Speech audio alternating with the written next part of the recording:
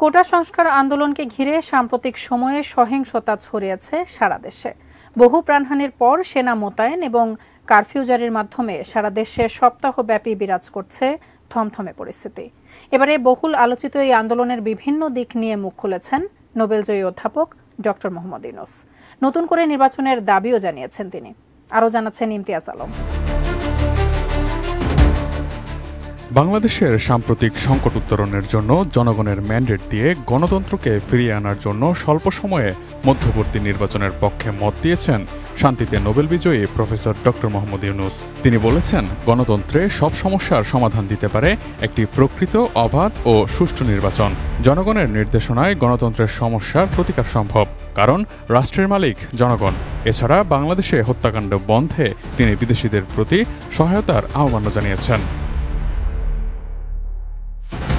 ২৬ জুলাই শুক্রবার ভারতের দ্য হিন্দু পত্রিকায় প্রকাশিত এক সাক্ষাৎকারে এসব কথা বলেছেন ডক্টর মোহাম্মদ ইউনূস।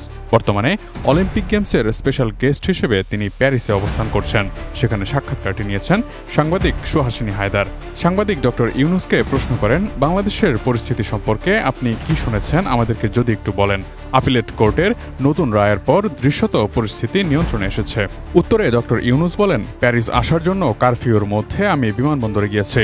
পরিস্থিতিকে সরকার এমনভাবে দেখাচ্ছে যেন বিদেশি কোনো সেনা বাংলাদেশে আগ্রাসন চালিয়েছে। তাই সেনা ও আধা সামরিক বাহিনীকে বুলেট সহ নামানো হয়েছে বিক্ষোভকারীদের দমিয়ে রাখতে।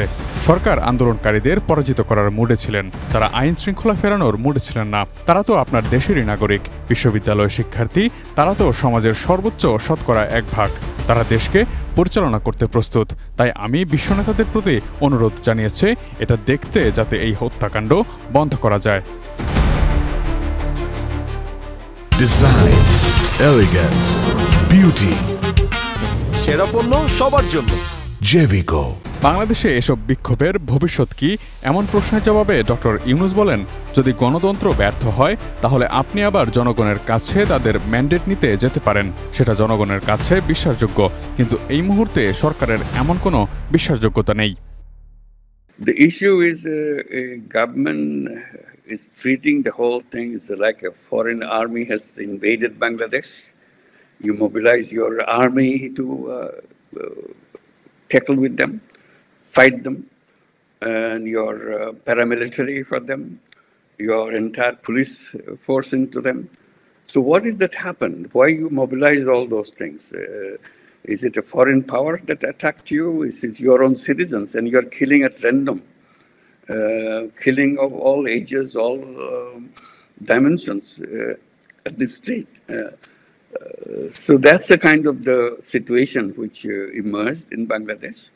And I've been appealing to the world leaders to see if killing can be stopped.